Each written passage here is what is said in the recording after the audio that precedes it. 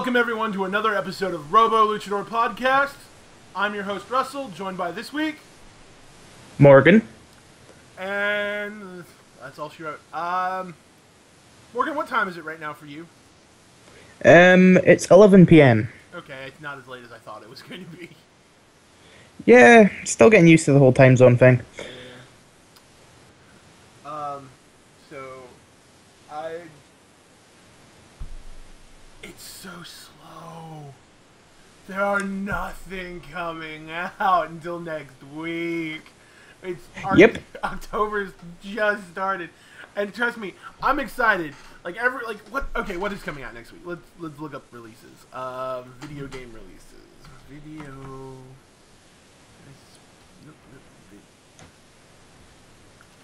Well, for me, the Uncharted collection's actually coming out next week, I think, so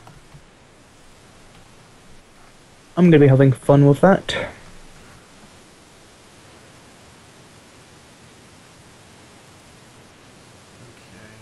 looking at the release schedule.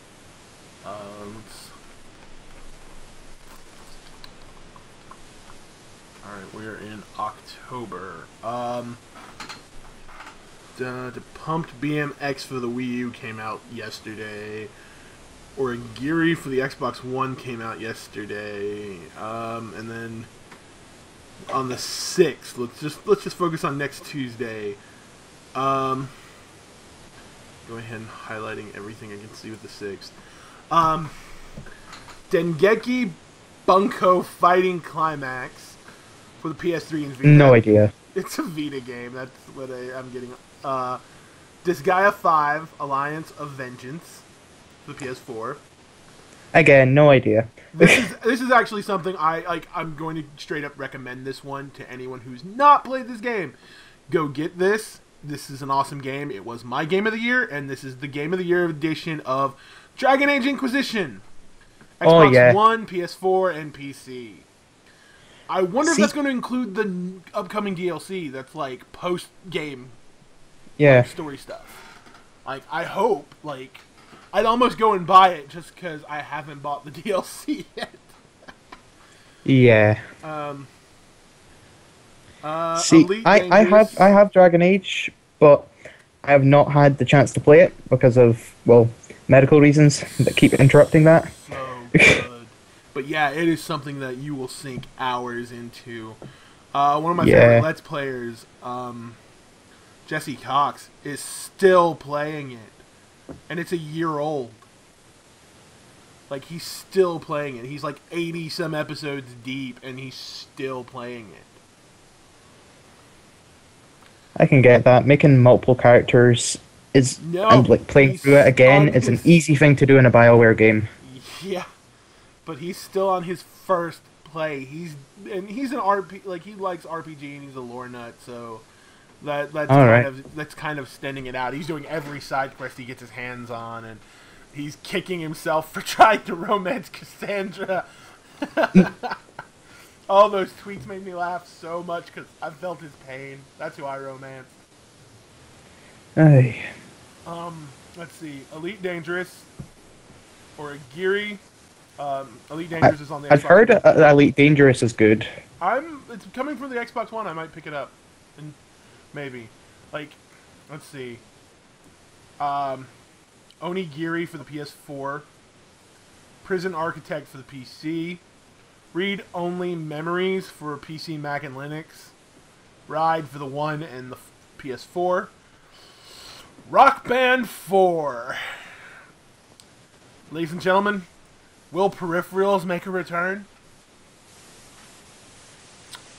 Will music genre games be relevant again? Is the price of that bundle worth it?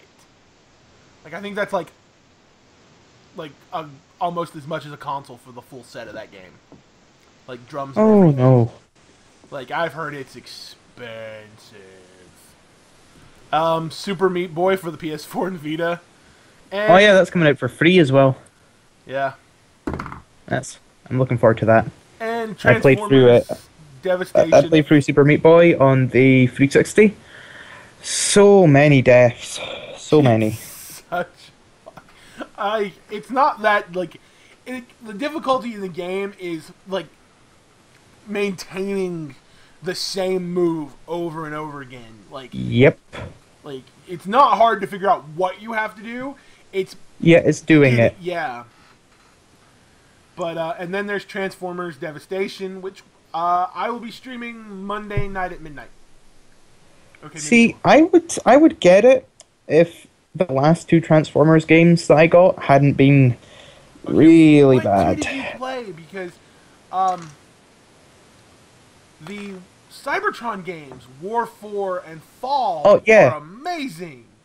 Yeah, I loved them, and that's what I thought the Rise of the Darkspark was going to be, because it had the what you call it, the style from those games in it, as well as the movies.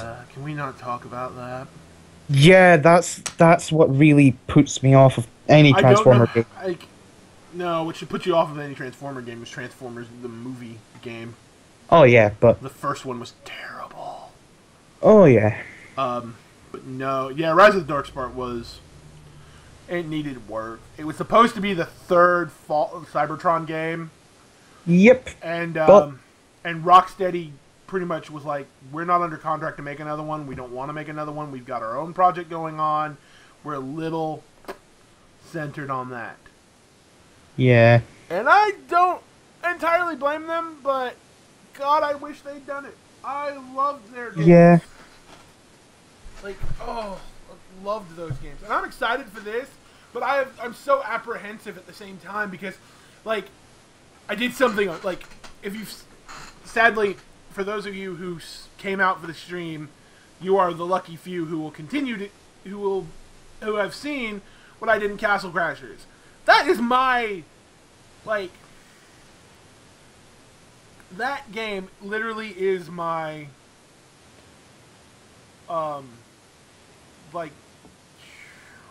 really hard game, Japanese RPG. That is my Souls game, essentially. Like, I have figured out boss patterns so well to that game that I don't have trouble with the bosses. I don't sweat them.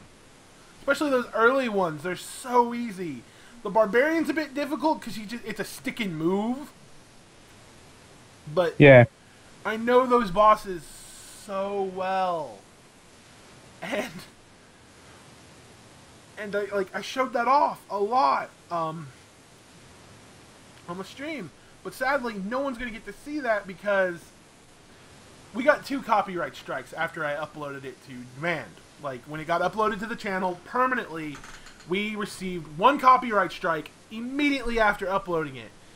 And then we received a 2nd copyright strike this morning. Well, this afternoon. I hadn't had time to check it until just now.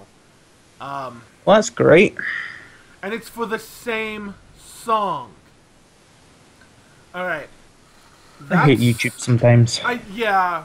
But my complaint about this is I wouldn't be so mad if I hadn't checked out who the song owner was. I went to his YouTube channel. The song's there. He does a lot of video. He does a lot of indie music. And that's cool. Like, great. Good for you. None of his videos for his music are monetized. None of them. And then you can go to Newgrounds and download the song for free. But he doesn't. Yeah, I can see how that's frustrating. And he states on his info, he doesn't want anyone making a buck off his stuff. You need permission from him to use his music. And I'm like, I feel like this needs to be fixed right now. Like, I am not playing his music. I am playing a game that features his music, and he's been paid for that. That's my issue. And with streaming becoming as much as it is, something needs better done about it. I mean, that's my rant for now. I am a small ant in a big world. I really am. And I feel bad for anyone who's gone through this, but here's how this works. If I decide to continue Castle Crashers, I will do so with the music completely turned off. And that'll be how that works. And that decision will be made only if and you'll know if we play it. You'll know if we play it again for one reason. I will re-upload that video. It's sitting on YouTube. It's not going anywhere. It's just now private. It's completely unlisted. You can't view it unless I link it to you, and I'm not going to link it to you. I don't like, because there are certain countries that can't watch it because of the copyright strike. Like, and that's aggravating. And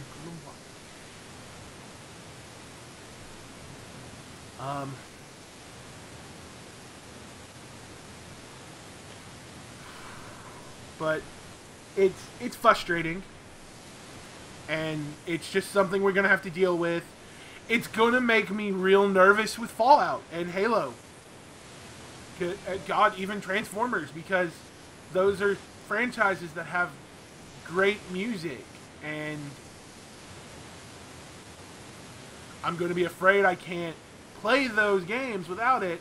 And I'm a very big person that the music is part of the game. Now, I'm going to turn it down, so maybe it won't be noticeable. When I watched through the playthrough after getting the copyright strike, I was like, man, the game is loud. Like, severely loud. And I felt bad because was not my intention. But the game was loud, and I know, like, yeah, it's just weird. Pretty much, long story short, YouTube copyright sucks. Yeah, and it's just a rough thing we're gonna have to deal with. Yep. We had a second viewer for like 30 seconds, and he disappeared. Feel free to interact with us in chat, by the way. Yep. But,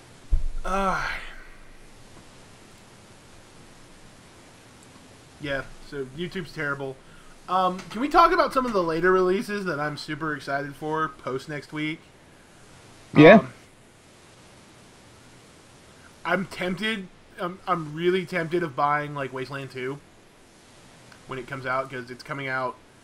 Wasteland 2 comes out for the One and the PS4 October 13th. Now, this has been on the PC for a while, and it was a successful Kickstarter, and it's done in the style of the original Fallout games, and the original Fallout games are considered a successor to its original game.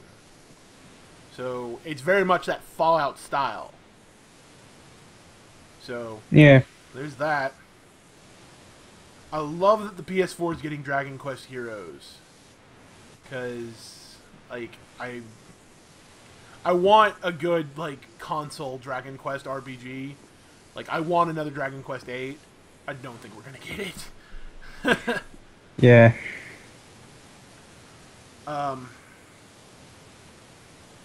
Ooh. Fatal Frame Maiden of the Black Water is finally coming out. I'm not familiar with Fatal Frame. Okay, the first game is really freaking spooky. You are a girl, and you're investigating a mansion that your brother disappeared in, and you're trying to figure out why he disappeared there. And you found his old camera, and it's really old, like old camera, and it's a spirit camera, so it can see ghosts, and you have to take pictures of them to stop them. And the entire time you're solving this mystery about what happened in this old Japanese-style mansion. And there's a lot of messed up stuff there. Human sacrifice, unrequited love, yada, yada, yada. Yeah. And there's, like, the whole use a camera to think ghosts has been the thing in Fatal Frame. But I think the Maidens of the Black Water got a lot of hype because they over-sexualized the main characters. Like, Don't do that. over-sexualized. Well, no, there was at one point, like, they showed them after the rain, and they showed that the water was having a realistic effect on their clothing. Mm-hmm. So, you know, you saw under their shirts. Like, yeah, that kind of just unnecessarily Syndicate. Triforce Heroes. Can't be bothered with that. Triforce Heroes. I am both excited and frustrated with this game. What, Triforce Heroes? Yeah, there's gonna be a way. You can play it without using the multiplayer, which is great. Yep. But they pretty much stated it would be easier if there were 3 people playing. However, because the DS does not have a voice chat system, though it has a microphone, Yeah. I don't know what's going on there. You Somebody could easily make a live chat system. Yeah, but that would require a hardware update. But because of that, I have been playing, the best Link game, the Link handheld game, in my opinion, ever. I have been playing A Link Between Worlds because it's... Oh, yeah. Like, from what I've seen in the videos, it uses similar... Like, a similar style to that. Yeah. It looks to use either the same or a very similar in-game engine. Well, I'm not even sure it's so much of the in-game engine. Like, it looks to be like items use magic, magic regenerates, that kind of thing. Yeah. But from the way it looked like I'm seeing is, you get the items you need for a dungeon at the beginning of that dungeon. And those, like you may not keep those items afterwards. But there's only one item per person. Ah. So, like, I walk in and there's a boomerang, a bow, and a hook shot. Well, only one of the 3 heroes can have those weapons. See, I could see that being quite annoying. And it appears that the dress-up part of the game may be more plot than we realize. How so? Okay, I was just watching Nintendo's YouTube channel, and one of the videos introduced a princess, and she was voiced, and it was very much an ad. But her dilemma was she was like the most stylish person, and she had that taken from her, so she got put into a black bodysuit that she can't remove. Okay. And you have to save her. But they did say, like, some costumes do certain things. Like, the Zor outfit lets you swim really fast. And the Goron outfit makes you immune to lava. And I'm guessing, like, with items, only one person can wear one outfit. Yeah, you have to earn them, which is weird. Yep.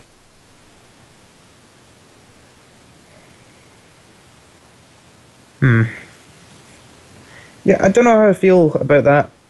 I mean, if you had 3 people who worked very well together, didn't argue a lot, that'd be perfectly fine. But you're not going to find too many groups of friends who work that well. And the way the chat works is the way you communicate is you have a series of emoticons. Oh. On the touchpad.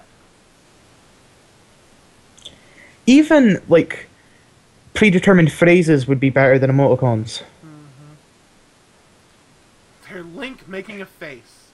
Like, I want to play this game because this is it right now. This is our Zelda game this year. Yeah. There's a lot of rumors surrounding the new one. Like, it got pushed off because they're going to put it on both consoles, like Twilight Princess and yada yada yada. And I'm just like, I don't know, I don't care, I just want to play it.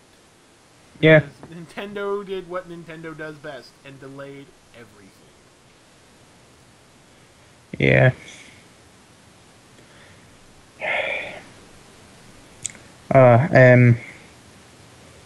Can't wait for Fallout though.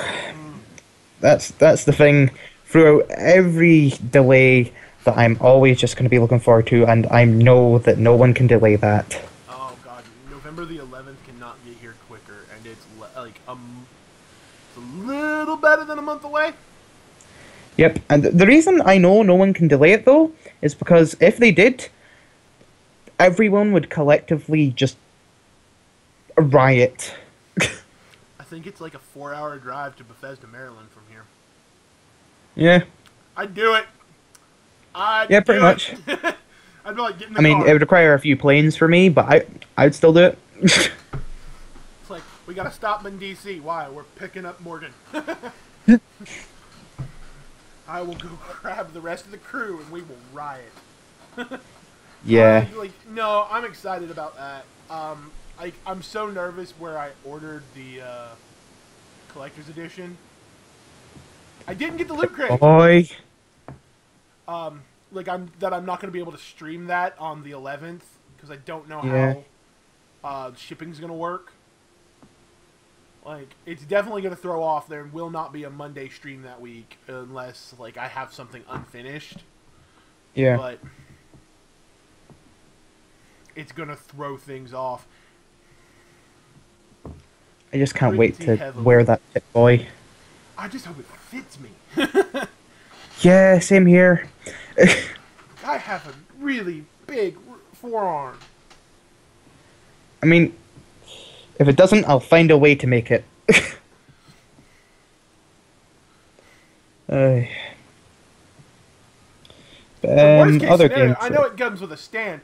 Worst case scenario, I will have it right here in its stand, my phone inside it. Yeah. I'm trying to think of other games apart from Fallout 4. Rise of the Tomb Raider.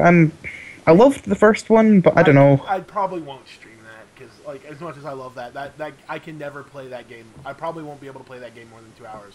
Like, I'm gonna play it. I'm probably not gonna play it straight off.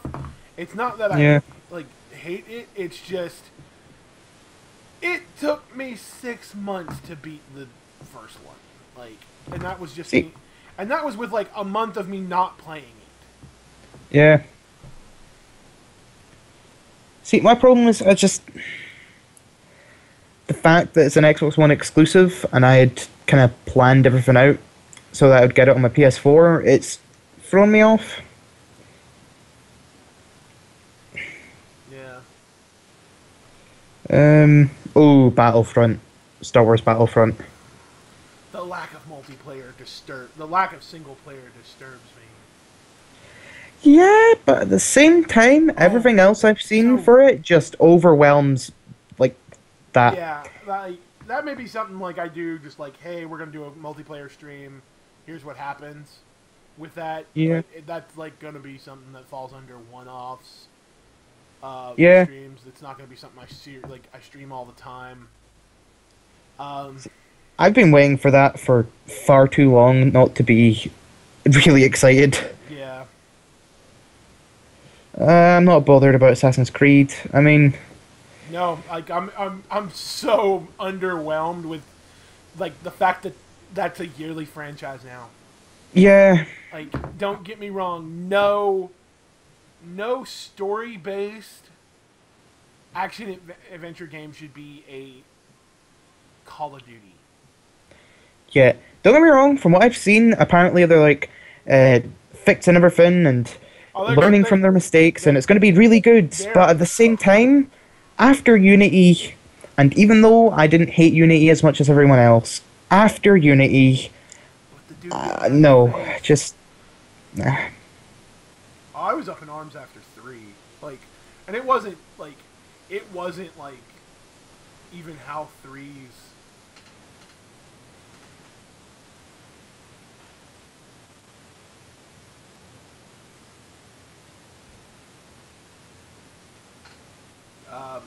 It wasn't even like 3 was glitchy or anything. No, 3 was solid. Had the same control problems I've been complaining about in that series. Pressing forward, pressing forward. Why are you jumping to the left? Yeah.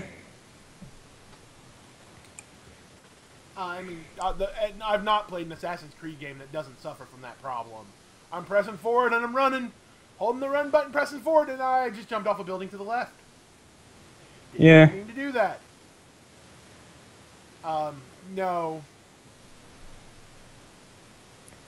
I loved Assassin's Creed 4. Yeah, 4 was okay. I just loved it because the boat was amazing. Well, I thought so anyway. Yeah, that's ooh, pretty much Just Cause 3. Yeah. So that's some of the stuff. Like Halo 5, like it rounds out my month, and I'm hoping I can stretch that from like October to Yeah. November the 11th. Like my goal is to beat that and try not to like Fallout 4. I want to give so much of my time because StarCraft Let 2 Legacy of the Void. I'm gonna play you when I'm not playing anything else. Like you're gonna be one of those games I want to play. I bought you for stuff for other games. I Yeah. literally bought it. I bought the digital deluxe edition of this for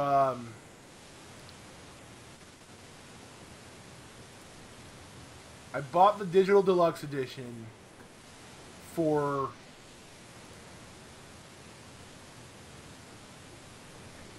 I bought it for the StarCraft 2 character, a mount in the StarCraft 2, a pet in Warcraft, and some a pet and transmog items in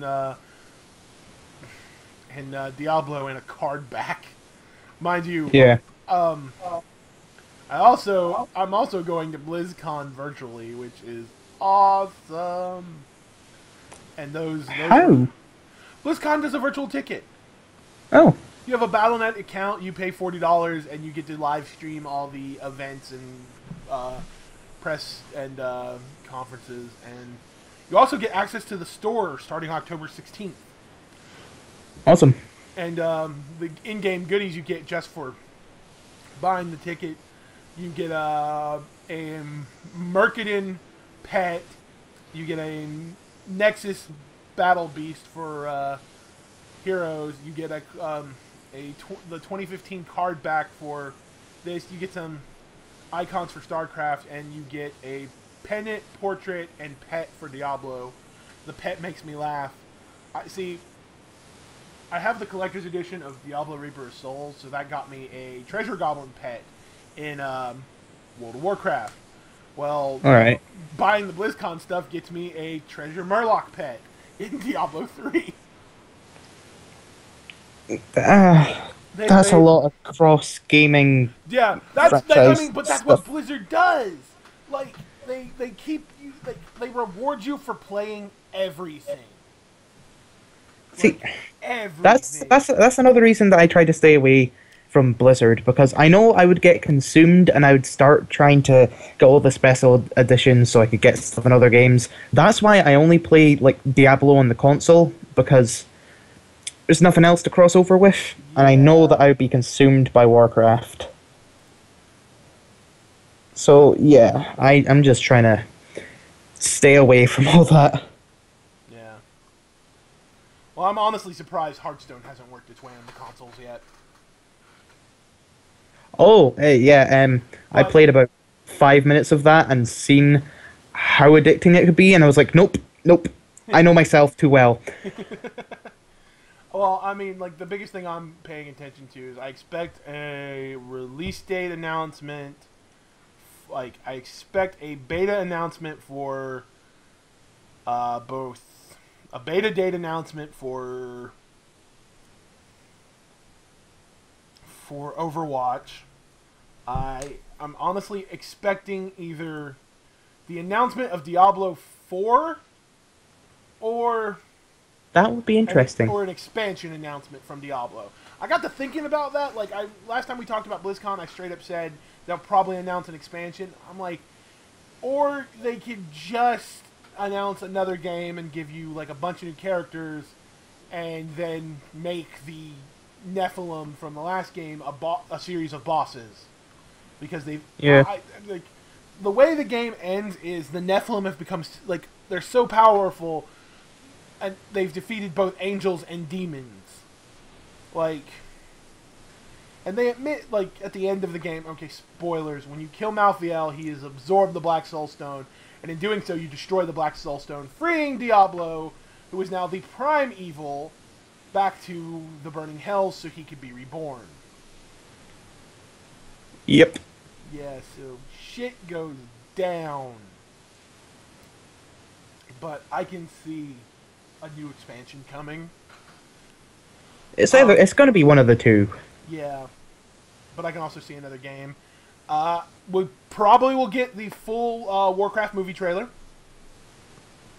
Yeah, I'm excited to see that, but I've also heard that a lot of the CG doesn't look good. Oh my god, no! That I don't know who told you that, where you read that. It looks amazing. I got to be privy to the. I managed to get a quick look before it got taken down of the San Diego Comic-Con footage, and that stuff is gorgeous. Like, and it was just orcs. It looks amazing. Mind you, I the will first have thing. been misinformed then. Well, like, hang on. Let me send you some pictures, because most of the orcs are motion capture CG. Let me send you some artwork. Little main.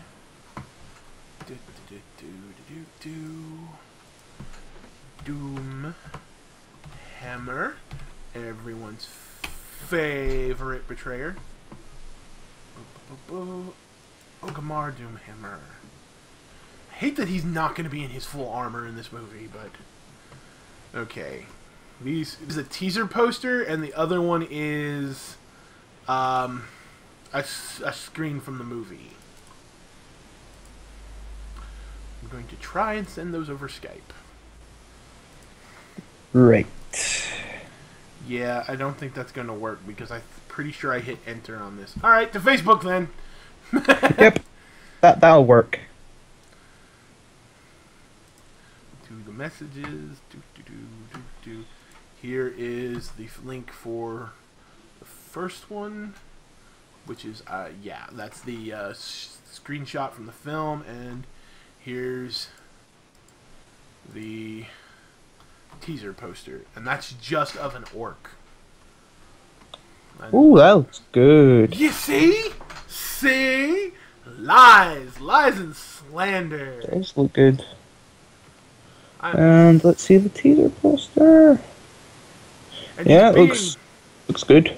He's being portrayed by Robert Kaczynski. I think that's his name. No idea. Robert Kaczynski. He's an English actor best known for the television roles Sheen Slater in EastEnder and Casper Rose in Dream Team. EastEnders. Uh-huh. Oh, no. He was in EastEnders. But he will be Ogamar Doomhammer. For Doomhammer. EastEnders is what is called a soap. And... Daytime soap? Well, I mean... Yep, it's a daytime soap. And, yeah, it's... I don't know what daytime soaps are like over there, but oh my goodness, cheesy, it's just so... But every now and then you get a great actor like Nathan Fillion out of one. No, it isn't cheesy. It's so boring. It's just people going about their lives in, like, their lives villages in England and farms and stuff like this, and it's just nothing exciting. No, ours are like small towns or Santa Barbara, California. Yeah. No, here's one of the posters, and it has Duratan. This is Thrall's father. I love one of the things that was mentioned was the Frostwolf clan, Thrall's clan. They do long braids that two long braids that come down the side. The movie took that a step up and just gave him dreads. Like, gave him, like, rolls. Like, braided rolls on his hair. Which I think looks good. Like, the orcs are supposed to look tribal. Well, that's Duratan. It's another major Oh, wait, I orc. confused EastEnders with something else. It's about London and a pub. And it's still just really boring. Let me see the picture. Again, it does look really good. Yeah. CG and such. Mm-hmm. I'm still gonna... wait and see, but it does look good from what you're I'm showing me. I'm very very excited. Um,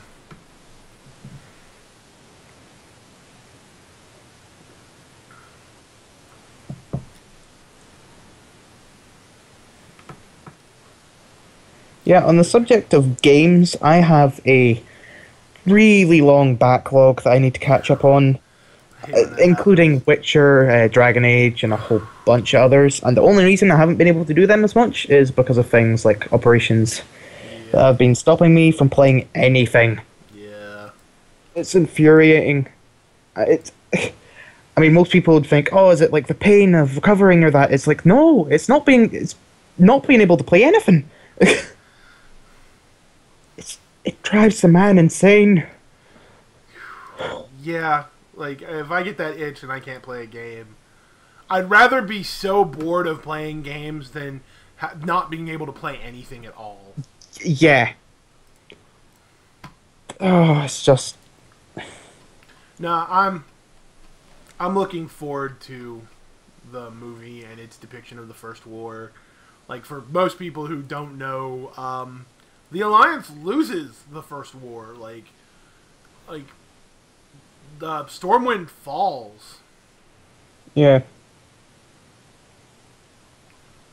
and it's the Second War that really hurts the orcs. But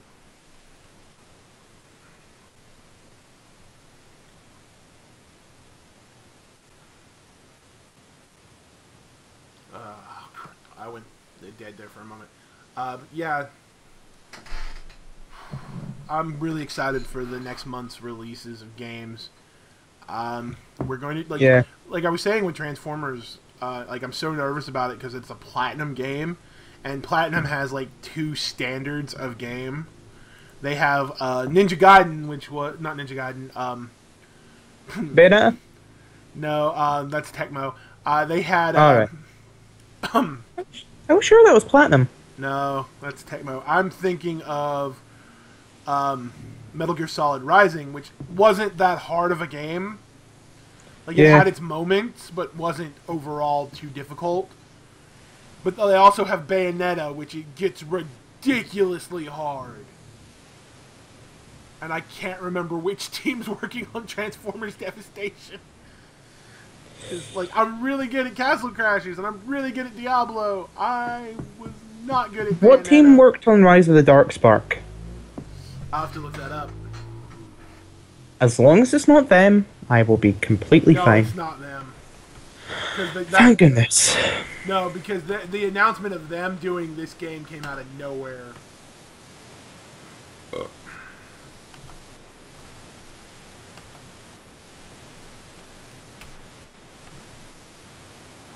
Transformer Wrath of the Dark Spark.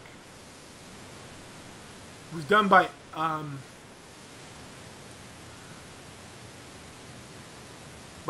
Edge of Reality Games.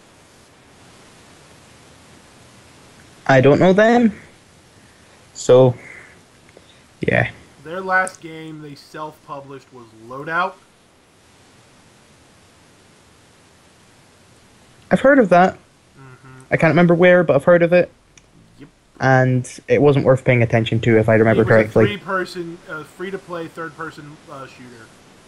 Yeah, it's on PS4. I remember now. Mm-hmm. I tried it, and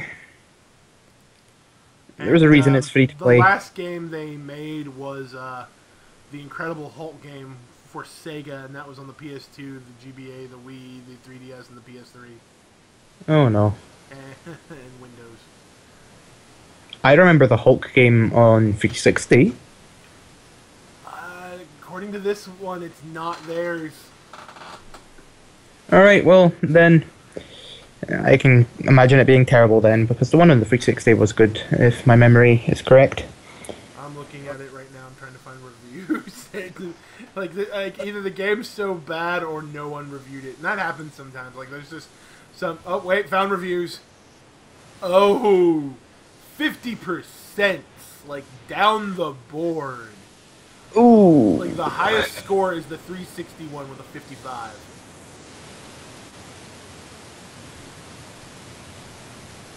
and it was like developed by significantly.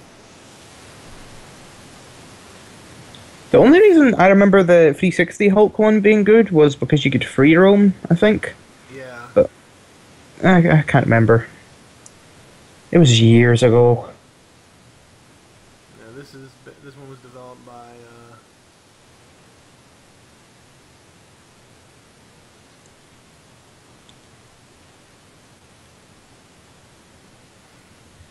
It's like the game serves as a prequel to Fall of Cybertron and Age of Extinction. No, I don't think it does at all. Like if you're aware of either one of those games, this does not fit. Like Darkspark does not. And the Fall of Cybertron game was awesome, and it was done by High Moon Studios, who I wish they did more. Like, Yep. they did this, then they did Deadpool, and then they did, Deadpool. They did Advanced Warfare. Like that's half the reason I wanted to play Advanced Warfare was them. Like, I heard that Deadpool's getting remastered for the new generation I think consoles. it's already released remastered. No, I know it isn't because I would have it. Nope. Oh my goodness, I loved that. Okay, November 18, North America, November 20th, UK. I Oh, will warn you, I love that game. I have it on the 360. It has a ridiculous difficulty curve. Like, Oh no, I played it on the 360. I loved it. Oh no, I did too. But like I said, it got to a point where I was just like, okay, like at least buy a guy dinner first before you start fucking him. Pardon my language, but that's how I felt because it went to being like, oh, this is nothing I can't handle, to being like, Jesus Christ, stop already. I think I got on with it fine, but I could be thinking of something else. So There was a point, it was one of the missions where Cable's like, I need you to keep them off me while I do this. And oh yeah, I'm just like, yeah, I remember that. Screw you, Cable. Screw you. But yeah, that game was hilarious though. At least I thought so anyway.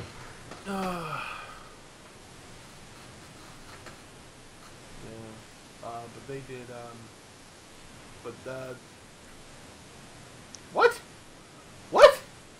But Well, I just looked at their games list, and it's not a lot. Like, they did the original Dark Watch. They did the Bourne Conspiracy game. was that good? I've never played it. They did War for Cybertron, Dark on the Moon, and Fall of Cybertron. Deadpool, Call of Duty Advanced Warfare, and now it says Destiny. No. They lent a hand on Destiny development.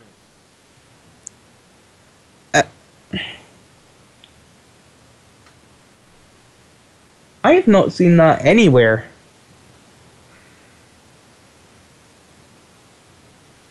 This is the story I have. It seems, the link that was on the wiki, this seems pretty straightforward. It's video VG 24/7. The original story lists the listing for mission designer spotted by NeoGAF states that the team is looking to add world-class talent as we partner with Bungie to work on the Destiny franchise, High Moon Studios. The update confirms that in this latest weekly update, Bungie confirmed that High Moon Studios is in fact working on Destiny alongside with the game's developer. Bungie did not, however, state their capacity. That's something I was playing before the operations. I was playing, the expansion. Taken King any good? Yeah, actually, it makes the game worth playing much more so than before. I've heard that. I've heard that the acting got a lot better. Oh yeah, freaking Nolan North as Ghost. It here's the actually thing. made him a character. Well, like they say that there's not much of a difference in the lines they replaced him with. Like I feel like there is, but there's a little bit more quirkiness to him in those old lines. But like all of the new stuff, like Nathan Fillion's character in the expansion is actually they're saying they're giving a lot more depth to not just Ghost, but other characters. Yeah, But they did. But are they still I can see that? But are they still doing this? It's like, oh, you found the plot. Look, what's that? Are they still doing that? No, it's. I enjoyed it. It made it. It was much better than the actual story. The missions weren't as grind like just go here, go back. It felt like there was a bit more of a kind of path. That was if that makes any sense. But, that's actually something. pardon? That's actually something that I applaud Blizzard doing for, like, Warlords. I picked up Warlords of Draenor mostly because I'm going to level up. I wanted to get to level 100 and be ready for the content for. And be ready for the content for Legion. Yeah. Love me, hate me. We'll probably Let's Play Legion when I'm playing. These will be 1 hour streams that are just one-offs, but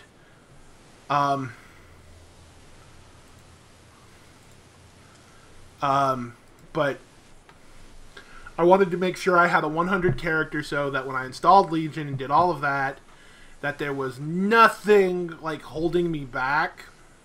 Yeah. From doing the Demon Hunter class. And one of the things I noticed that there's like questing in Warlords was a lot more intuitive, a lot more cinematic, a lot more rewarding, and I was happy with that. I was like, I didn't feel that it had as much as the grind. The grind was still there, it's just there in other ways, and it's annoying. Like, I can't stand the garrison stuff. Yeah. It drives me nuts. Just put it, like, let me do it from the Armory app. You let me do the auction house from the Armory app. Why can't I do the garrison stuff from the Armory app? Yeah.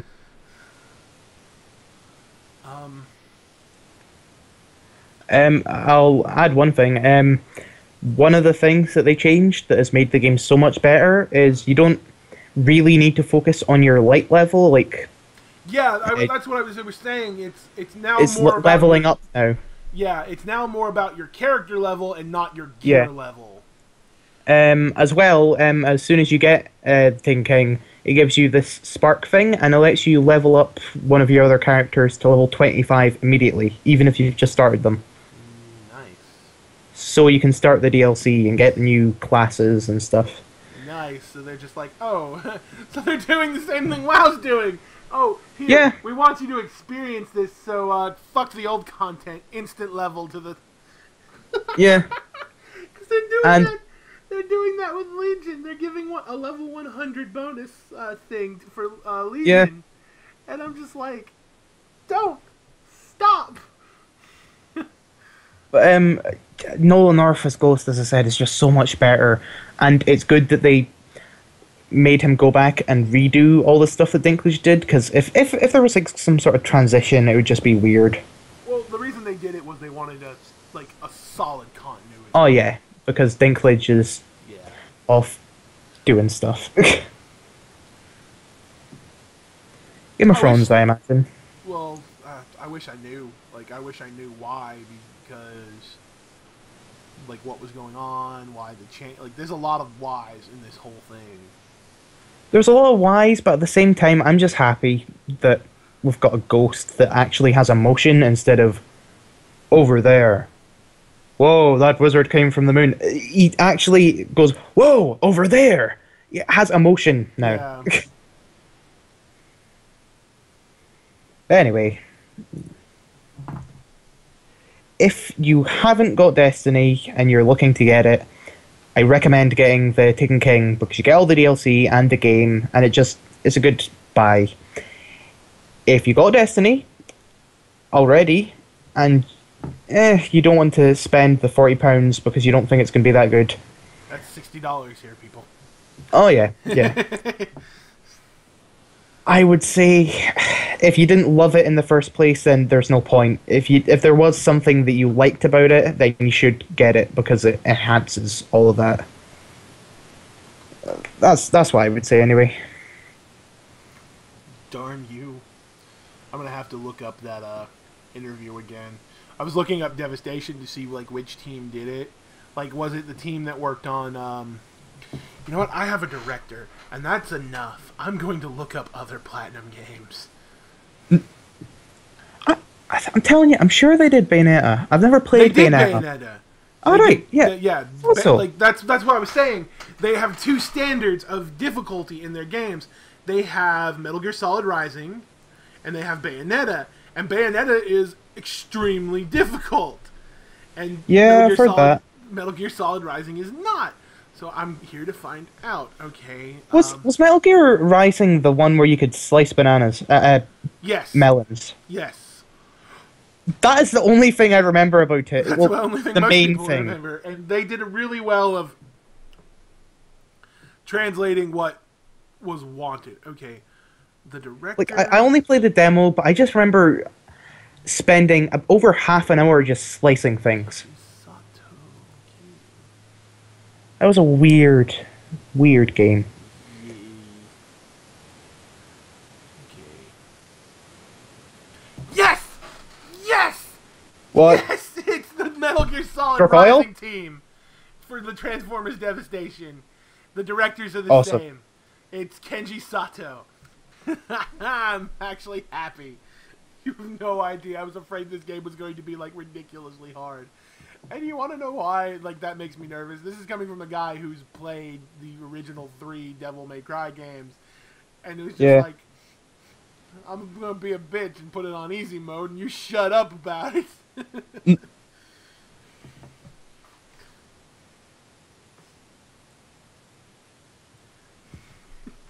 Yeah, I'm actually excited now. It's not going to be that. Like, because one of the complaints about it, like, early on, is, at least what I've, when I've got to read articles or watch videos on it, especially from Game Informer, they're like, okay, that Devastator fight is so much fun. Yeah. But having to fight all 6 pieces individually at the same time is a bit ridiculous. Yeah.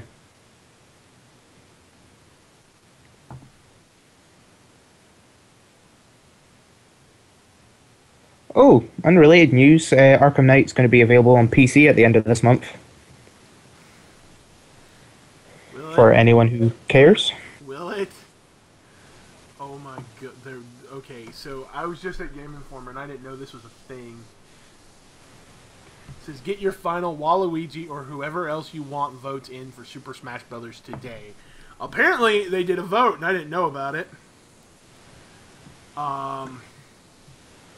Oh, if they make him a character, I'm gonna cry. Not with happiness. Definitely not with happiness.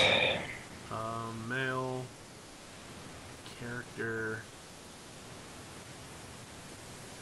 Oh wow, it's weird because they're like, okay, okay, we need to know who you are, so just give us a gender, that'll help. That gives us a demographic, what the character you're voting for, the game they appear in, and why. Because I like them. It's the answer that I could see a lot of people putting in. Well, no, I imagine because the answer is going to be because you introduced him in Mario Tennis and he's gotten little to no love. Daisy has seen more character development than him. Even Wario has seen more character development than him. You've put him in literally next to nothing. Because when he appears as a trophy, he literally just comes out swinging a tennis racket. And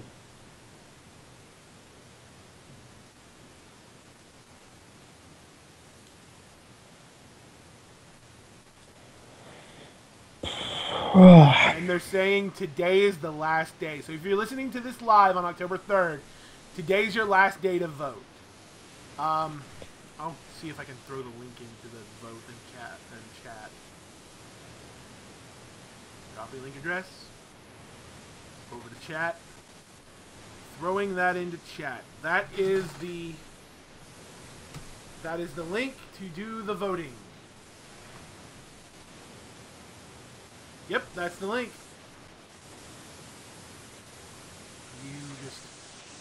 You have 500 characters to say why this is the best. But if you're watching on demand, sorry. Like if you're watching listening to on iTunes or watching the video, I'm going to straight up apologize because Your time is up. pretty much, yeah. But I mean that's cool. I can think of some other characters I would like to see in Smash that probably should get more of a representation than them. Yeah. I've seen a lot of people say Goku. So many people. Yeah, and with Konami, well, hang on, nope, that's Bandai Namco. Well, nope. Like, they have access to the license holder. Because Bandai Namco was part of the development. That's why Pac-Man's in there. Yeah. A lot of people say Goku. I think Goku would be interesting, but I could see him being very similar to some of the other people, like Lucario. yeah. Oh, I know why I didn't take it seriously. It began on April 1st. Ah. Yeah, that explains it. But honestly, if I was going to pick and I had to choose from a Nintendo-owned franchise,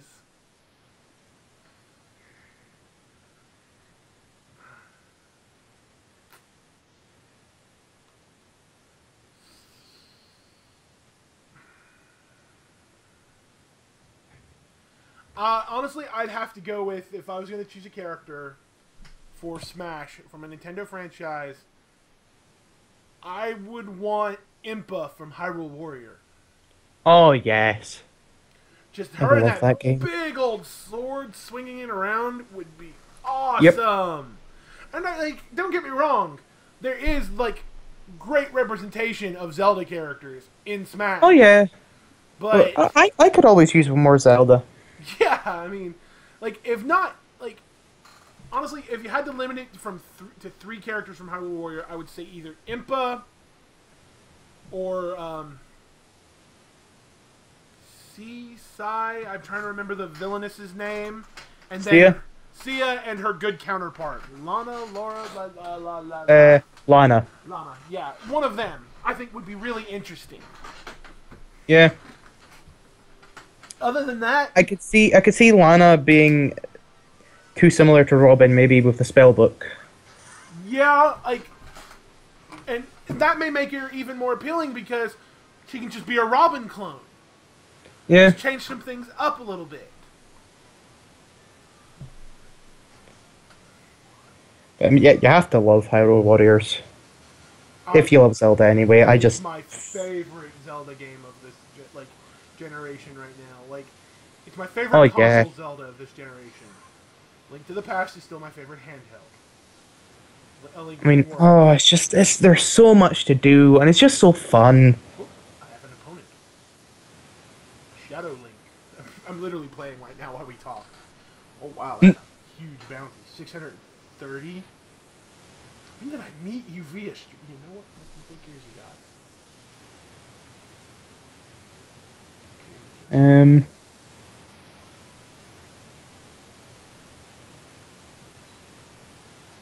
I see Smash Bros is still adding more DLC. That's good. Like, yeah.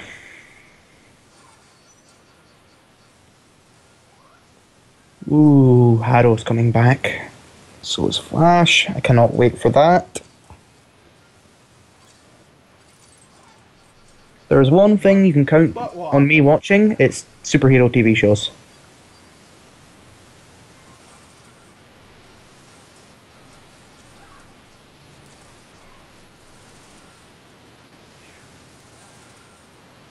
You weren't joking. You are actually playing it right now, aren't you? Yes, I am. I'm sorry. I can hear the yaws.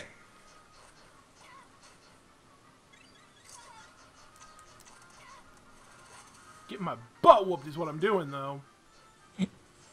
I have better armor than this guy. Like, I did a Shadow Link fight, and gear sucks, so I'm literally taking advantage of the stun. I have a better sword, better shield. Oh. News that just made me cry on the inside. What is it? I won! Woohoo! Live! Warner Brothers making a Death Note movie, and who they've cast as Light. Let it go! Please! Have you seen it? No, I just want Death Note to be over. You didn't like the anime? Okay. I love part 1. I thought Oh, part 1 don't was... tell me you didn't love the anime. I love... No, hang on, let me finish. I love part 1. Both the manga and the anime. But once they killed L and introduced Nier and Mello, it was terrible. They were literally rehashing the same plot. And, like, yeah, the anime was good, but I just don't like part 2. I don't like it in the manga. I don't like it in the anime. I'm just gonna sit back and shut up. Like, I'm not saying it's bad. They were in my opinion, they just started rehashing the plot.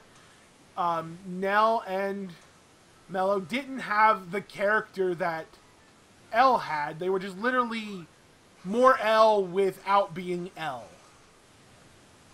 If that makes any sense. And I don't agree, but it does make sense, yes. And, like, that's why I liked the movies so much, because the movies... I've not seen them. The live-action movies, there are 3 of them. I will tell you to watch the first 2. Okay. They end it at the end of part 1. They use the series ending, but they end it. And I love how they end it. L figures everything out, and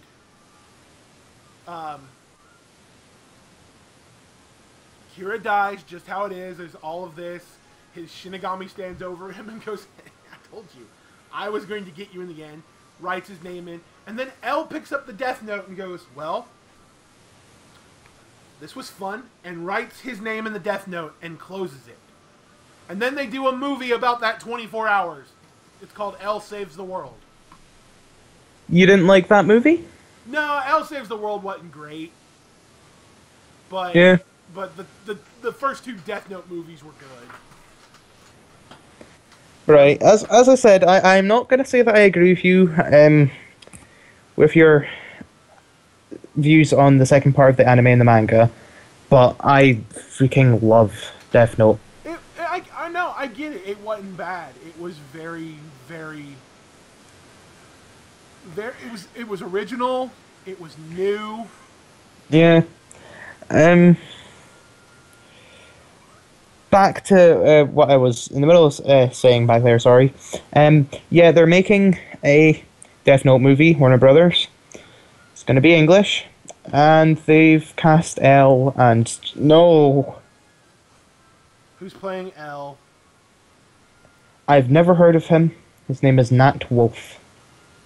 It rings a bell. Hang on. Just search him. Just... No... Okay, breaking news, ladies and gentlemen. Death Note movie?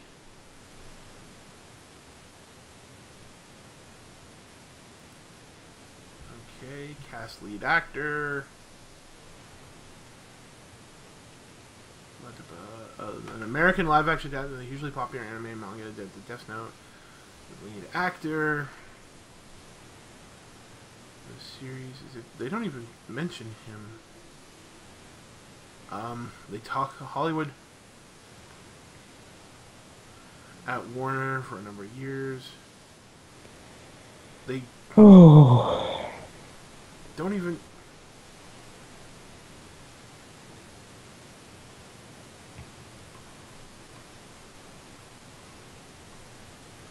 Okay, they mention it in the byline. Okay, Nat Wolf. Have you seen him? He kind of looks like he's got L's hair. The pictures I've seen, just... Oh...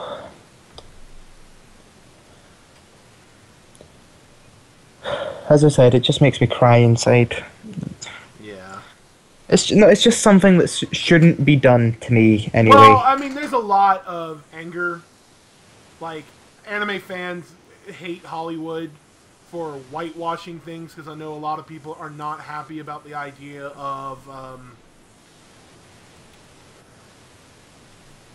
Scarlett Johansson playing Oh yeah, the main person in Ghost in the Shell. yeah, Major Motoko, and they call it whitewashing, and I'm like, well, Japan took their own thing and yellow coated it. Like, they changed the setting and the plot of Attack on Titan, removed everyone's favorite character, so they could use so they didn't have to find Western actors who spoke fluent Japanese. Yeah. I've heard the movie, and I know even apart from that, I've just heard terrible things about the Attack on Titan movies. We have heard it's crap though.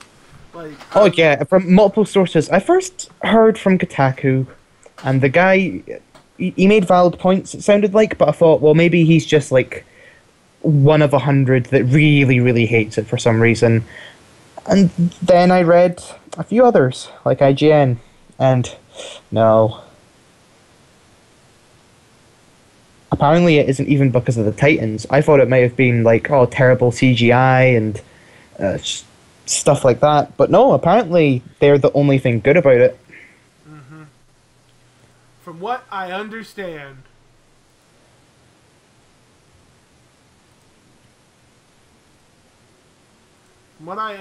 it's getting a sequel, sadly. Yep. I think it's getting 2. Yeah. And,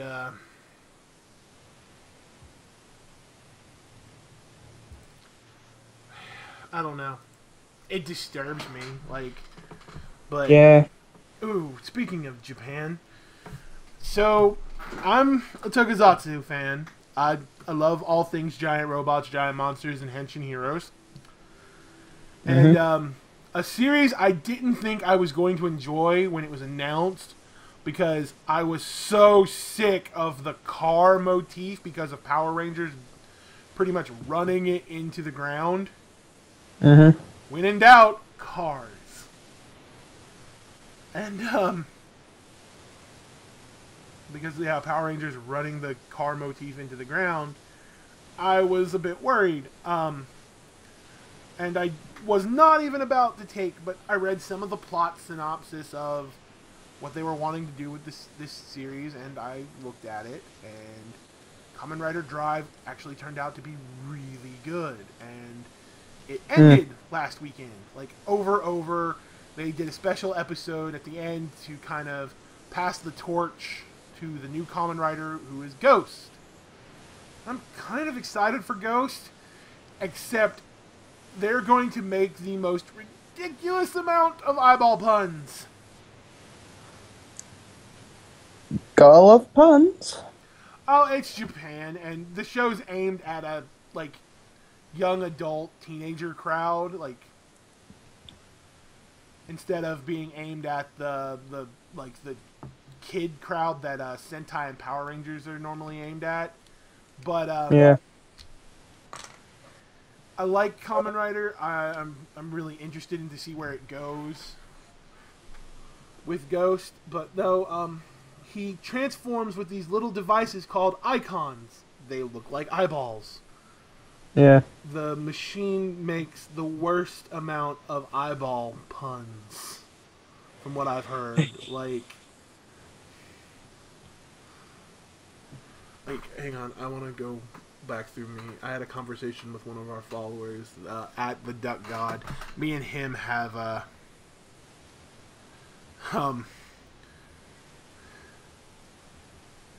like, me and him have like stuff talks like this all over, and I'm just gonna bring up the conversation.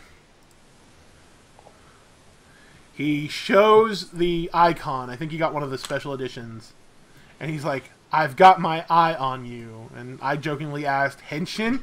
And he responds, I, but instead of like AYE meaning I meaning yes, he spelled Oh, out. yeah, I'm familiar with that. Yeah, he spelled out EYE I. I laughed, and so I'm like, so Ghost is just riddled with I puns, isn't it? And he's like, have you seen the, like, and like he responds to it, like he talks about the companion, like here's the response, oh yeah, they're everywhere. The driver says, look close, like it says, look close. Kangen is a word. It uses the word Kangen, which means enlightenment, aka open your eyes, stuff like that. The sword is called the Gan Gun Sword. Meaning Gan means eye.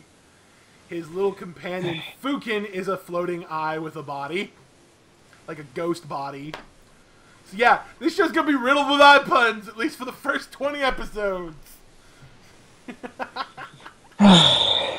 It's stuff like that. They have to throw the humor in somewhere, and puns are simple humor. So I'm a...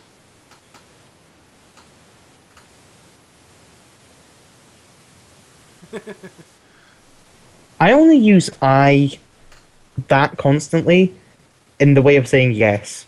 And that's pretty much the only Scottish thing that I constantly say. And I have to stop myself from saying it so much when I'm talking on this. It's okay. It's okay. I have no clue.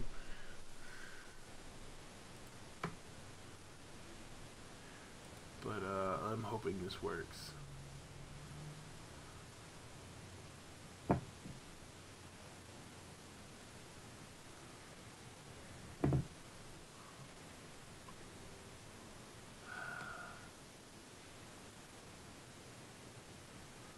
Aw, I think I missed it. So yeah.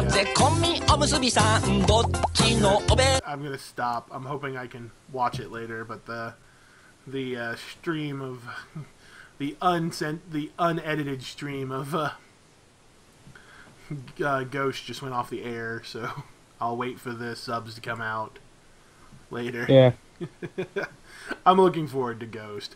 Just the motif is pretty cool. I just don't get some of his powers. Like, the icons give him different abilities, but they're based off of, like, some historical characters. Like, one of them lets him split his sword thing into two swords, and it's Muramasa. That makes sense. Then there's Edison, and Alex, and just, like, weird stuff like that.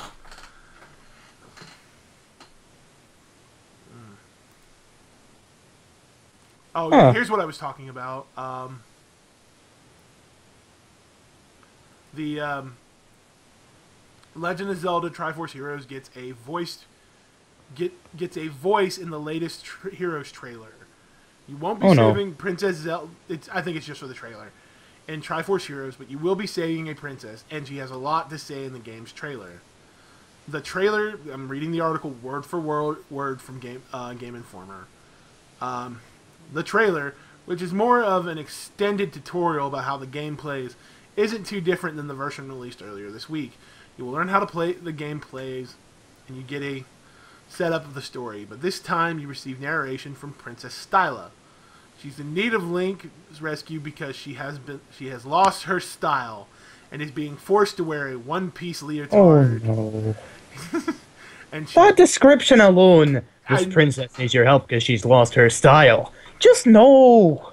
Yeah, I got a feeling this one's not going to be heavy on plot. No, just no. I'm just still curious under what timeline it'll fall under. Or if it's because of this lame-ass plot that they're keeping it out of the timeline. It's as bad as this person needs your help because they lost their groove. It's just... Oh...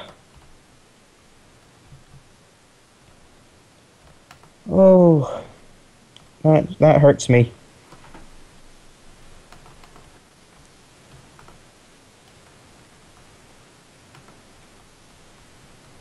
I'm actually voting in the Nintendo thing. I was thinking about it, and I'm like, I'm just gonna put Impa down and be like, she's a strong female character. This is why she's a strong female character who swings a huge sword very quickly. You can't see it, but I'm giving 2 big thumbs up right now. Oh, that text message between Harley and Kevin Smith made me like tear up a little bit. It was cute. He put it on. He put it on his Facebook, I think, but it was adorable.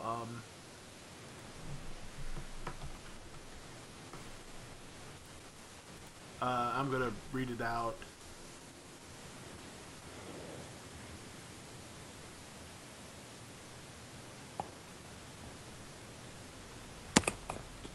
Let me see if I can find it. Here's the text message. She's like, "We should write a movie together." Smiley face. Sure. I was looking through monologues to do, and I noticed that there was no female ones unless it was some extremely stereotypical and gross. So should we write a movie with a very strong female lead? And here's the text. This is perhaps the greatest thing a daughter could ever say to her indie filmmaker father. If you can't find it or it doesn't exist, create it. Oh. Why am I afraid that she's going to go into the like filmmaking thing and do what he can't and find her way into like the Hollywood elite? Mm. He wanted to, for Red State, submit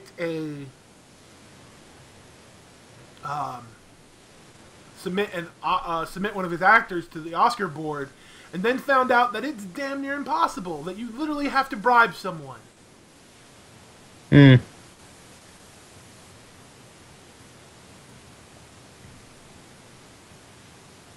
But yeah. Oh. I could see that. Robbie ML wants to star in a live-action Batman Beyond movie. Oh my god! I could see it. Yeah, I saw that. I am actually excited. He looks like he's still young enough to play that high school kid. Yep. And he looks just like McGinnis. But who would play Bruce? Who would play Bruce? That's it. You got to cast the Bruce Wayne. You need an older person who's just angry and mad. Ooh. And you could always like dye Kevin Conroy's hair, like make him hunch over, and perfect. Well, I don't think you need to make him hunch over. No. But, yeah. That was just a way of showing that he was old, and in animation, you don't need to do that. And besides, one of my favorite scenes in Justice League Unlimited was Batman's interrogating someone, and Bruce just hits the guy with a cane, goes, "I can't believe I was ever that green," and then immediately holds him off by the ankle over a building. It's like, I'm going to drop you. Just tell me what I need to know. I'm like, old Bruce is scary. Yep. Like, you've got to be able to convey that bitterness. But yeah, I've seen Robbie Amell as Firestorm in Flash, and yeah, he could easily be him. That's my only problem, is they're replacing him as Firestorm. They're doing the other kid, and I don't know entirely why. I imagine it's he didn't want to do a contract with them, but if he wants to do this movie, and I'm just like, give it to him, give it to him, give it to him, give it to him. Yes, do it now! Yeah, see, I recently kind of got why they're separating the cinematic and the television universes. At the same time, I'm still annoyed. Well, if they did a Batman Beyond movie, it would have to stand by itself. I know. Like, but that's it's just... Who do you cast as Bruce? Do you use someone who's already played Batman? Or do you cast someone else entirely?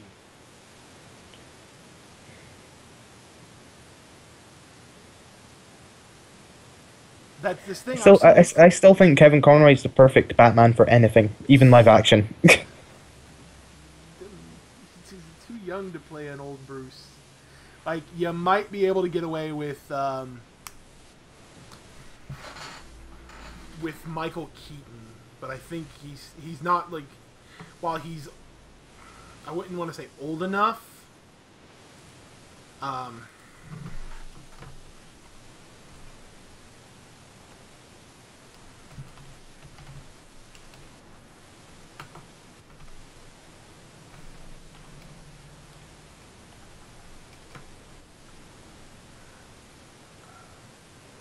Like, well, I don't want to say, like, he's older.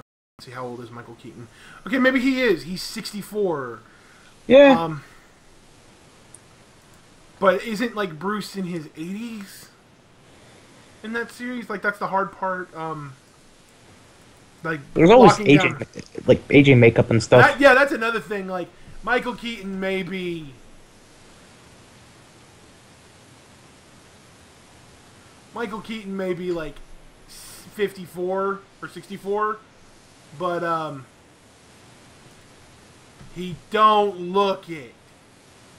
Yeah. His hair is gray, but his features have not decayed much.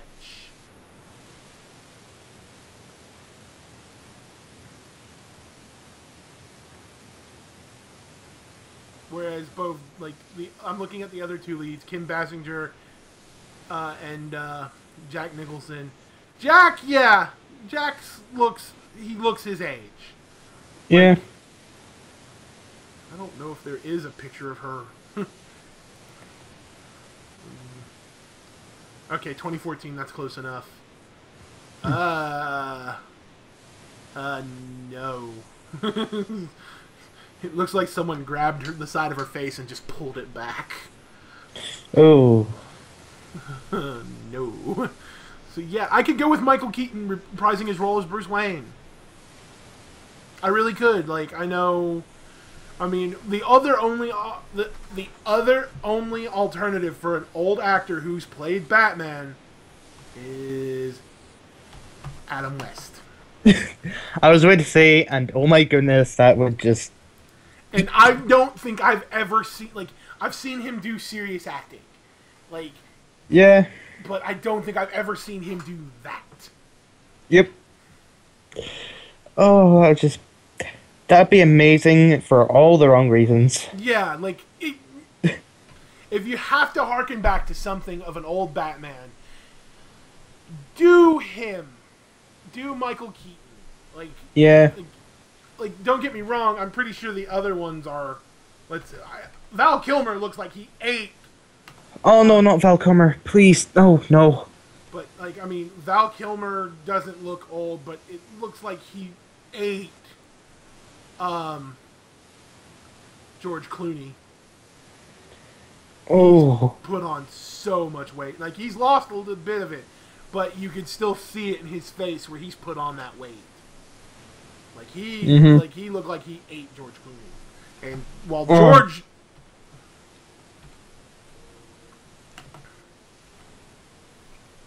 And while George isn't...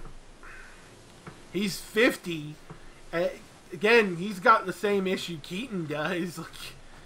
Like, yeah, it's silver up there, but the face still looks 25. Yeah.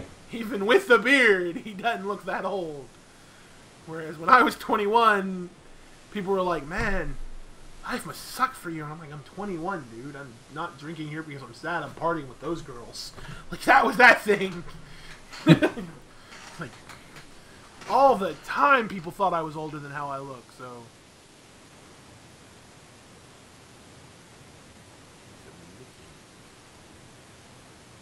We're not allowed to access this page.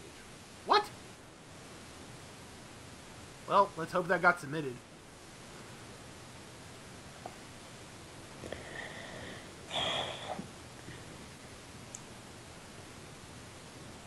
It just explains something I said earlier. The reason I want there to be a shared kind of universe for DC is because I don't want Ezra Miller to be Flash. A lot of us are not happy about that. He isn't him. And they're not even... I'm gonna straight up say it. As much as I like the characters from the TV series and the actors, I'm going to hold off for the Justice League movie and see how they do in that. See how at least Ezra Miller does. Oh, it's the fact that I learned they're not going to be cutting his hair. They're not even going to be dyeing his hair. It's just going to be the exact same way it is I had the now. same problem with the actor playing. I had the same problem with the actor playing Barry on the TV show. He's not blonde. Oh, no, I see. I was fine with Grant Gustin, like, not being blonde. I don't know love him why. now, I was. Like, yeah, they're not dyeing Oh his my hair. goodness. Right, it's for me. It's one thing not being blonde, but it's a completely other thing having really long black hair. Yeah, like I think his blonde thing sets him apart, especially with both Batman and Superman rocking black hair. Though Batman this time is severely lighter. Yeah, that's it. Not only are they black haired in that, they made the only other person who was blonde, Aquaman, black as well. Yeah, well, that's what happens when you cast a Samoan. But they did give him blonde highlights. Yeah, I know. It's just don't get me wrong. I love Jason Momoa as Aquaman. I'm not complaining about that. It's just I think I'm one of the few people that liked him as Conan. I like the movie had some problems. never seen it. It's okay. I mean, it's not what people wanted. People wanted to do people did not want a serious Conan movie. They wanted the cheese that was the Conan movie in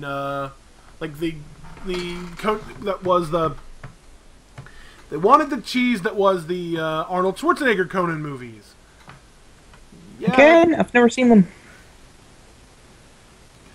I've heard they're very cheesy. They are, and they're part of my childhood, and I love them very much. But I would love to see a serious Conan movie, and they had the right actor for that.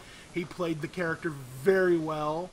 I could believe that role. I could believe what he was doing, but that movie was just poorly put together.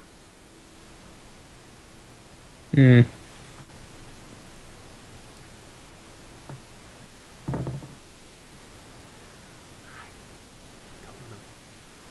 So we are at the hour and a half mark. Ooh.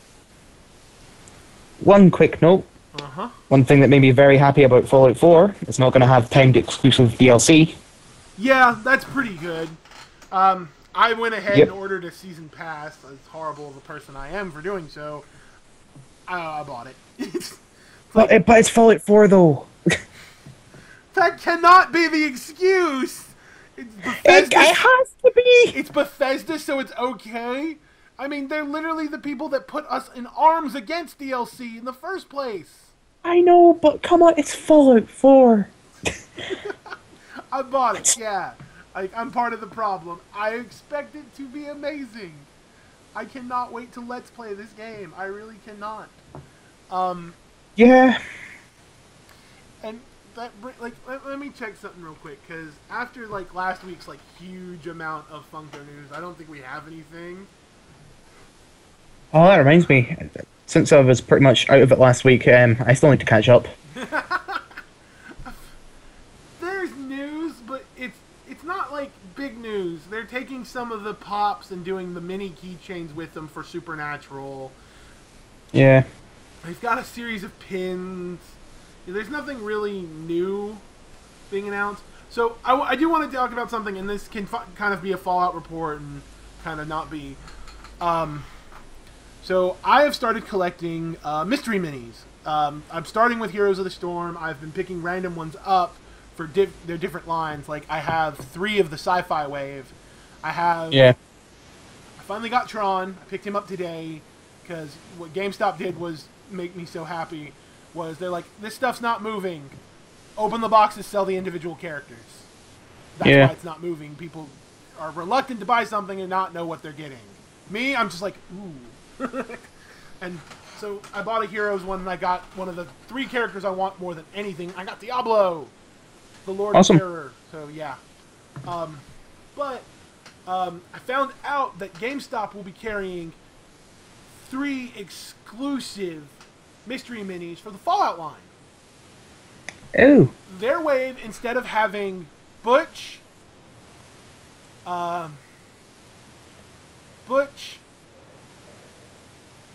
the Mysterious Stranger perk, and the Feral Ghoul, their line will have a female protagonist in an armored vault suit, a Deathclaw, which is the only thing I want from these, and the Pyromaniac perk. Yeah. So those 3 are exclusive to GameStop, which when I found out was great. I immediately go to eBay. Not a one of them under $20. The rarity is no different than the other ones. You have a 1 in 12 shot of getting those, but you have to go to a GameStop to even have that shot. Yeah. I mean, that's an aggravation, but I'm gonna call my local GameStop, see if they have them. If they don't, I'm not gonna bother. I'm gonna be out of town next week. I'll stop into other places. I know 2 GameStops in the place where I'm going this week. Nice. I will look.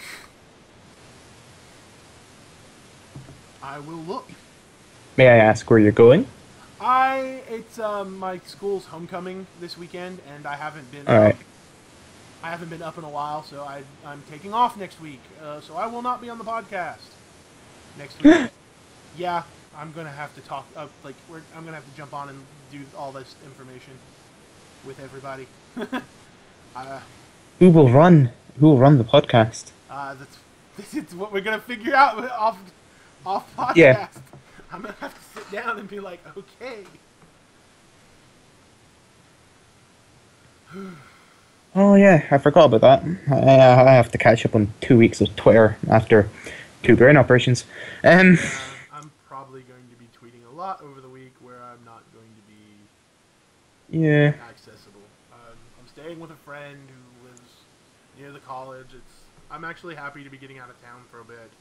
But that, it just means there's no content being made for the YouTube channel for, there'll be, like I said, there'll be the midnight stream on Monday. Wednesday will be the same schedule. There will be no Friday stream, and then everything goes back to normal on Wednesday. All right. And then I think that following week I may move to a 5-day-a-week schedule just to have either, we'll see. If I feel I'm getting through the game too fast, then maybe, I don't know. But I've shortened the streams to an hour for the VODs and all that stuff. So we'll figure it out. All right. Yeah, I'm excited. I know with Fallout, I'm definitely probably going to be doing, I don't know. I've been okay, we're going to stream, and then I'm maybe I should record and just upload something on the next day so I can play more. I'm just I'm trying to figure out. I would watch live if I wasn't going to be playing it myself. Yeah. Yeah. But other than that, that's the weekly schedule. Other than there is not much Funko news related. I can see if there's any Bethesda news. I know they started putting out the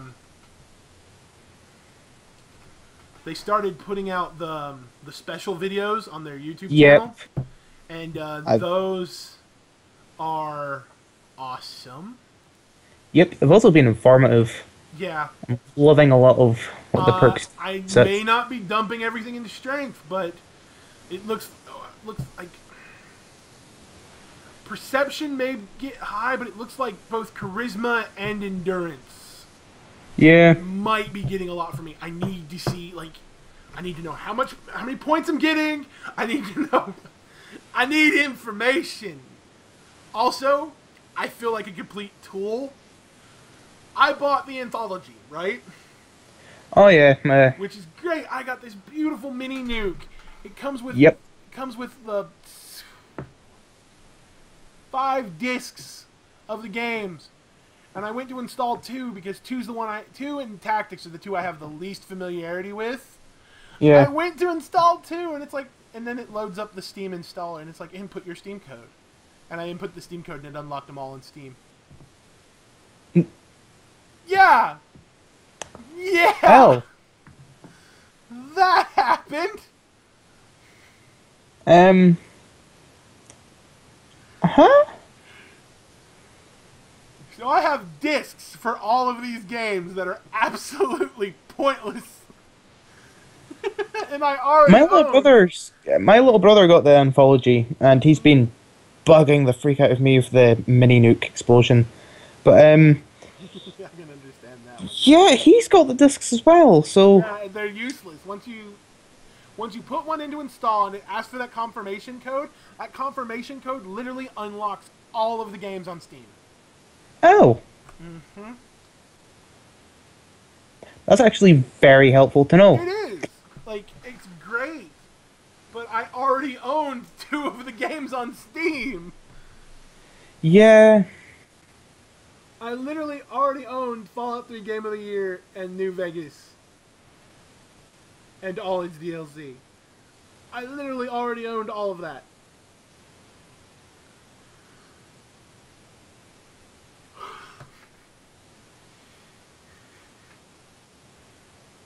So I don't know.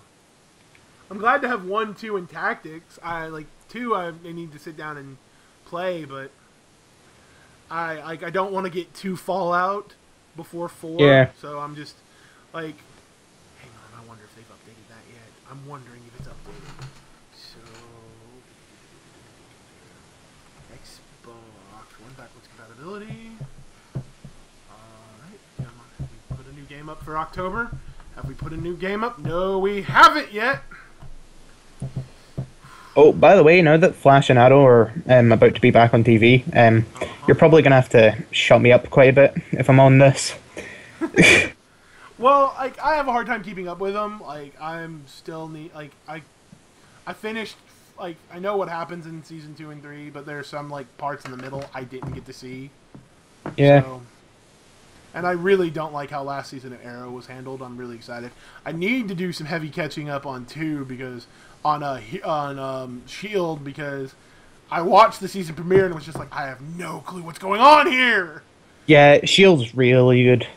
Well, I enjoy anime. I'm really glad they're doing the Inhuman thing. And, Yep. And I'm really excited because it's going to lead straight into the movie in probably 2 seasons. And one thing that I've heard about season 3, which is already premiered, but I haven't seen the episode, they're doing Secret Warriors, I think it's called. I think that, yeah, it seems that way too. I've not been reading about it. I know they went and put Simmons on an alien planet. I have not heard about that. They showed that in the last one. Like, whatever the monolith did to her, she's on an alien world. Yeah, I saw something about the monolith taking her, but I didn't see anything about an alien world, so... It showed up the premiere episode. That's how they ended it, was they showed her running. She realizes she has a cut. She digs in the ground real deep to get some just wet dirt, like mud, to seal it. Oh, color me intrigued. Mm-hmm. Yeah, so she's on an alien world. And That's another thing I need to catch up on now. Yeah, like, I missed most of last season. It's on Netflix, so it's like one of my things. I'm like, do I finish watching Hunter x Hunter, or do I quickly knock out S.H.I.E.L.D.? So many things to watch. Oh, here's a documentary about about Nazi war weapons. Let's do that. That's literally how it works. Like, I've spent the last 2 weeks watching a PBS documentary about how, like, the Nazi regime during World War II pushed warring technology so much, and Hitler's expression was bigger and better. Like, Hitler, the first dictator to live by go big or go home. Yeah, I know it's to be expected, like missing a lot after being in hospital for a week and recovering and such, but you miss so much more than you'd think. Well, I will say one thing. The Muppets on ABC is amazing. I love it. I love it. Like, I was sold on it in the first episode because they've given some of your favorite characters roles on a television show. And Sam the Eagle is Standards and Practice for Late Night with Miss Piggy. Okay. And the first thing he does is make a masturbation joke. Oh, no. But it's not like, oh, and then it's not a crass one. It's a really intelligent masturbation joke. Like, I literally had to stop, pause the episode, look at someone else and go, did Sam the Eagle just make a masturbation joke? And they're like, yep. And I'm like, okay, this is gonna be good. Like, and it's not like bad, it's funny. Like, the whole, like, it's more adult, which I'm happy with because I grew up with those characters. I like it when something I grew up with grows with me. Like, they know their audience is matured, so the show matures.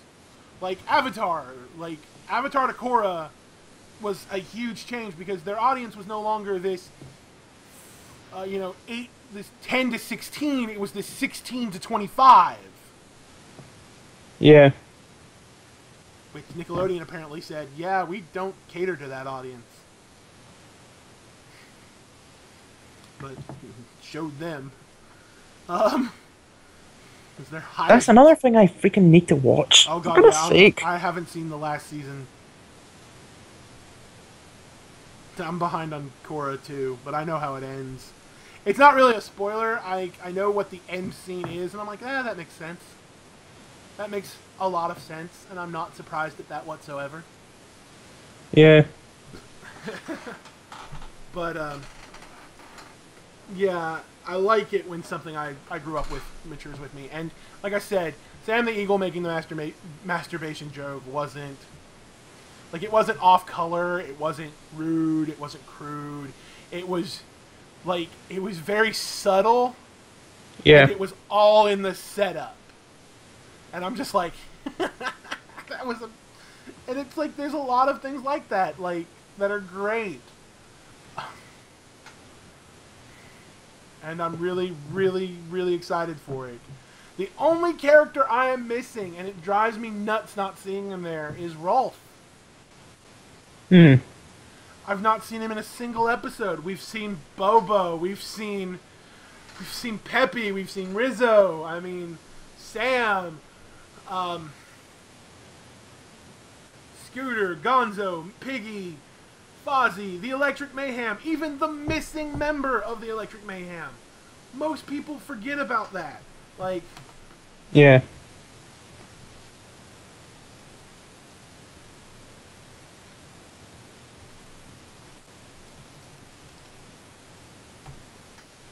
The Electric Mayhem in the Muppet Show had... Let's see, Dr. Teeth in the Electric Mayhem had a different member,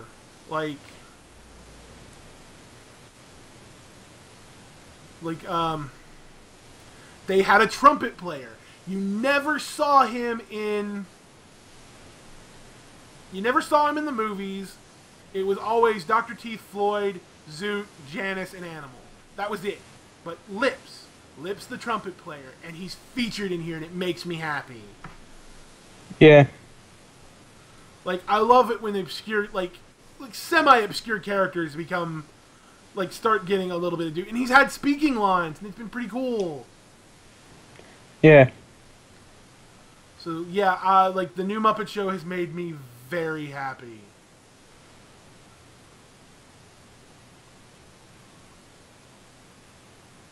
So, that's always good. Mm-hmm. Like I said, the only person who's not been seen in the new series has been Rolf. Hmm.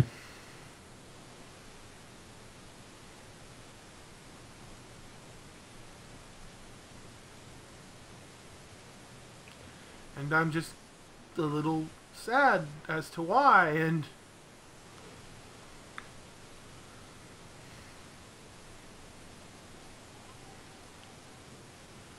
Like, he was in the new movies, but it wasn't, he wasn't featured as well as he was in the older movies.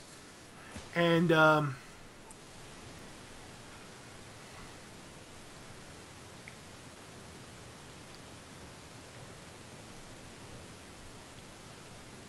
But Ooh. they don't mention him too much in the new television series. Yeah. He was in the teaser for it. Like, they made an interesting dog joke, which always makes me laugh. Everyone, like, he was wearing one of those cones. He's like, so what's the cone for? He's like, oh, I got stitches, and I put this on because I kept pulling them out. It's like a dog aware that he's a dog and why he needs this thing. Yeah. I'm like, that's such a brilliant thing. But yeah, the new Muppet Show is brilliant.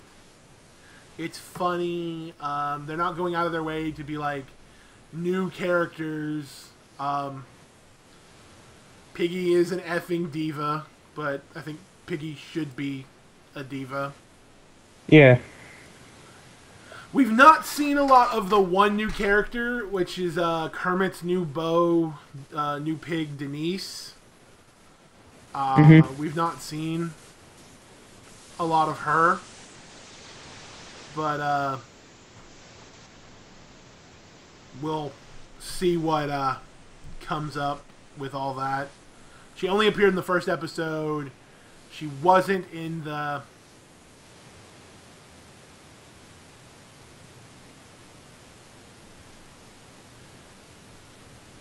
And she wasn't in the first episode. She was in the first episode. She wasn't in the second one. Like, I'm curious as to how much they'll do into her, because I know a huge point of this, and it was actually a point of the show as well. A point of the first episode of the show is Kermit and Piggy are no longer an item, and apparently they broke up while going to see Pitch Perfect 2. Oh no. But yeah, it's pretty cool. It's a good series. I suggest anyone, if you're a fan of the original Muppet Show, the old Muppet movies, heck, the new Muppet movies, go see this. Yeah. It was pretty awesome. I have enjoyed everything so far. Okay, so I get 28 points to spend. I just looked in an article about the character system, and they tell you you get 28 points to assign to your special. So I'm going to have to do some math here. Now, they do mention that you can raise your special. Yeah. Ooh. Unrelated, but again, No Man's Sky looks freaking amazing. Yeah, I don't know how they're going to manage that on the console. Like, because it's like procedurally generating the entire universe, it's going to either destroy the PlayStation's memory. Like, it's going to fill your hard drive after several hours of gameplay, or it's going to not be able to do it. And like, well, I don't know. Either way, I'm very excited for it. It's interesting. Like, I might pick it up for the PC, but I don't see it doing what they say it can do on console. Like, Minecraft's not procedurally generated on consoles. Like, it is, but it isn't. It's why the Minecraft has such a limited world space. They generate this space, this defaulted size space. Now, what's in it is unknown until you start exploring, but once that's done, it's set in stone. To do an unlimited procedural generation like that, like, there are some Minecraft save files that are huge in the gigs because of how much of that world is explored and because of the procedural generation. I don't know. Like, I don't. I seriously don't know. Yeah.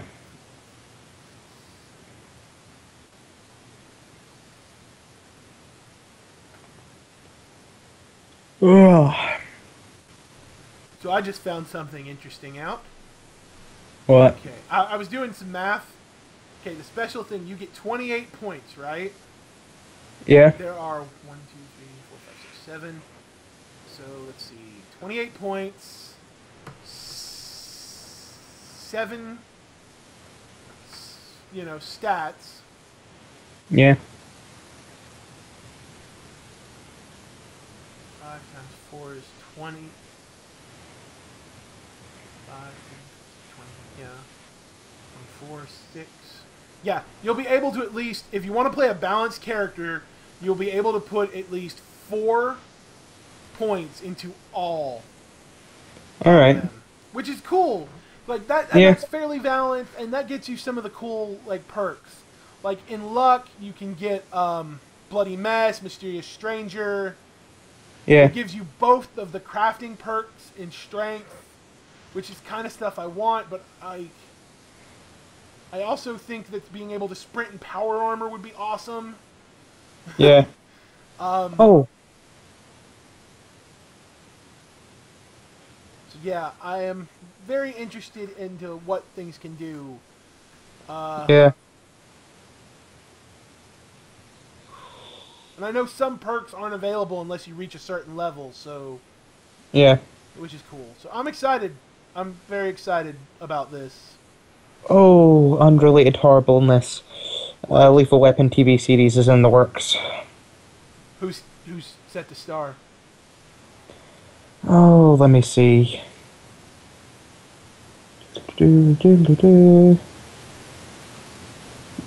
It hasn't said, but just knowing that it's going to happen, Well, there is. it It depends. could If be they so try to, bad, though. yeah, it can be. And if they try to rehash the plots of the movies, it can be terrible. But if they try to capture that older cop who's just trying to, like, slide out his last few years to retirement as a detective, and the maybe crazy new partner thing. The way they're saying it is, let me see. I'll get you the exact thing.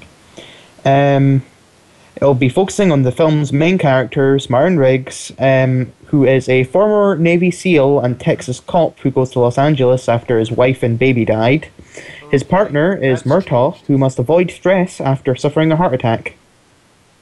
Okay, so they're changing it up a bit, but that's sound. That's very sound. Yeah. And it looks I like j- it'll like if they do more comedy than cop drama, like say a more adult Castle yeah. or stuff like that, then it'll be okay. It'll have to be like heavy, crazy action, but Yeah. it could work. I would watch it. Lethal Weapon's one of my favorite movies. Like I said, it depends on the casting. And Yeah. For me, I it's just was something that shouldn't be touched. I was so nervous about Mad Max. Like I'm like, who can portray that character as well as same actor in this case? Yeah. But and then after watching Fury Road, I'm like, this was good. Like I've not seen Fury Road. I've heard so from good. so many sources it's amazing. So But good because the way Tom Hardy plays Max is perfect. He says Yeah. very little, does a whole lot, and has a very like emotional presence about him that whole movie, and that's Yeah. exactly what Max needs.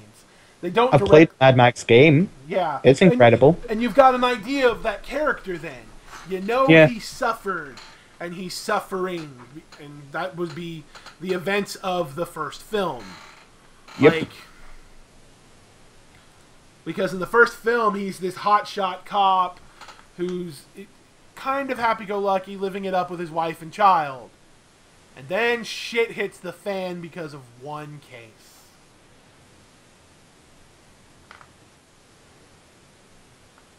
And then there's the other games. The other movies. And those are good movies, but they build off that pain. Well, we are hitting our 2-hour mark. We are going to call it an episode. Thank you all for watching or listening. You can follow me at robo_luchador. You can follow me at Elusive Speed. With an eye. Click that subscribe button to keep informed. We will be doing this every Saturday at 6 p.m. We thank you for coming out, and we'll see you next time.